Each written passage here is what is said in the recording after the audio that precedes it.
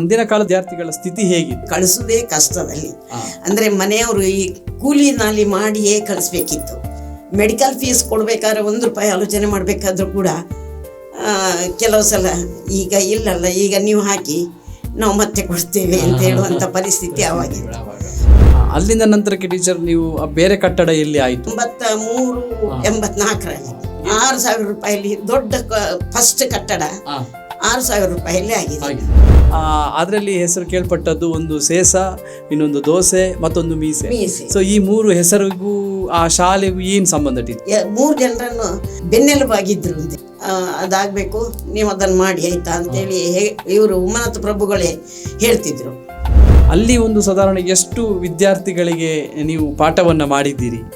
ಅದೇ ಮೊದಲು ನಾನು ಸೇರುವಾಗ 20 ಮಕ್ಕಳು ಅಂತ ಇದ್ದದ್ದು. ನಂತರ 75ರವರೆಗೂ ತಕೊಂಡು ಹೋಗಿದ್ದೇವೆ. ಕೆಲವು ಮಕ್ಕಳನ್ನು ನಾನು ಬರುವಾಗ ದಾರಿಯಲ್ಲಿ ನನ್ನ ಒಟ್ಟಿಗೆ ಕರ್ಕೊಂಡು ಬರ್ತಿದ್ದದ್ದು ದಿನ ಉಂಟು. ನಡಿಲಿಕ್ಕಾಗದ ಮಕ್ಕಳನ್ನು ಎತ್ತಿಕೊಂಡು ಹೋಗ್ತಾ ಇದ್ದೆ. ನೀವು ಯಾವ ಸಬ್ಜೆಕ್ಟ್ ಅನ್ನ ಟೀಚ್ ಮಾಡ್ತಾ ಇದ್ರಿ ಟೀಚರ್? Single teacher. ಯಾವಾಗ ಸಿಂಗಲ್ ಟೀಚರ್ ನೀವು ಒಬ್ಬರೇ? 1ರಿಂದ 4ನೇ ತರಗತಿವರೆಗೆ 4 ಕ್ಲಾಸಿಗೂ ಪಾಠಕ್ಕೆ ನೀವು ಒಬ್ಬರೇ? ಈಗ ಅವರು ನಿಮ್ಮನ್ನು ಭೇಟಿಯಾಗ್ಲಿಕ್ಕೆ ಈಗ ಬರ್ತಾರಾ?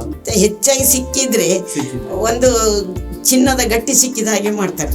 ನಿಮ್ಮ ಮತ್ತು ನಿಮ್ಮ ವಿದ್ಯಾರ್ಥಿಗಳ ಬಾಂಧವ್ಯ ಹೇಗಿತ್ತು ನಿಮ್ಮದೇ ಒಂದು ಮಾತಿನಲ್ಲಿ ಹೇಳೋದಾದ್ರೆ? ತಾಯಿ ಮಗುವಿನ ಬಾಂಧವ್ಯಕ್ಕಿಂತಲೂ ತುಂಬಾ ಫ್ರೀ ಆಗಿತ್ತು. ನಿಮ್ಮ ವಿದ್ಯಾರ್ಥಿಗಳು ಹೇಳಿದಂಥದ್ದು ನಾನು ಆಗ್ಲೇ ಹೇಳಿದೆ, ಅದನ್ನ ಪುಣ್ಯಕೋಟಿಯ ಕತೆ ಅಂತ.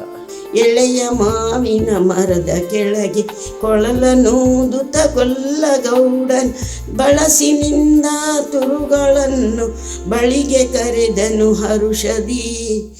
ಗುರುನಮನ ವಿತ್ ಶಂಕರ್. ಇದು ಗುರುಗಳ ಪ್ರೇರಣೆಯ ಕಥೆಯಲ್ಲಿ ಶಾರದಾ ಟೀಚರ್. ವೀಕ್ಷಿಸಿ ಇಂದು ಸಂಜೆ 6 ಗಂಟೆಗೆ ನಮನ ಚಾನೆಲ್ನಲ್ಲಿ.